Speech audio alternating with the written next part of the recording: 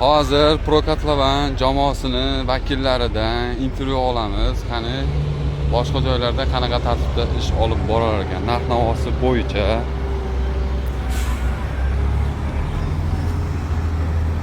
Hozir akadan so'raymiz, qanaqa bo'lar ekan. Assalomu alaykum. Aka, yaxshimisiz? Charchamayapsizmi? Salomatingiz yaxshimi?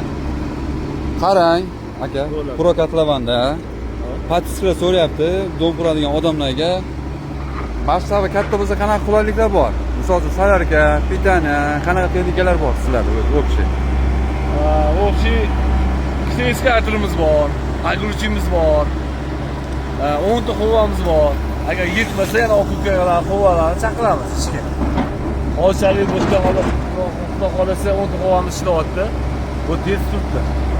Pitana masalan qanday bo'ladi? Katok pitana misol uchun dom qurdirmoqchi bo'lgan odam primoy o'zlaringizdan hamma narsamiz o'zimizda bor. Hamma narsamiz. Katok bor, hamma boshqa yerdan katok chaqirib yo'q.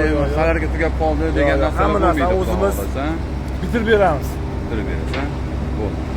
Katta kichkina katlovonlarga chegirmalar bo'ladi. Bor. Xudo xolasa aloqaga chiqursinlar. Bor. Ko'rdingiz, primoy video oldim. Akani o'zi aytayapti, hech qanaqa texnikadan ehtiyoj yo'q. Salarka, hammasi o'zlaridan ekan.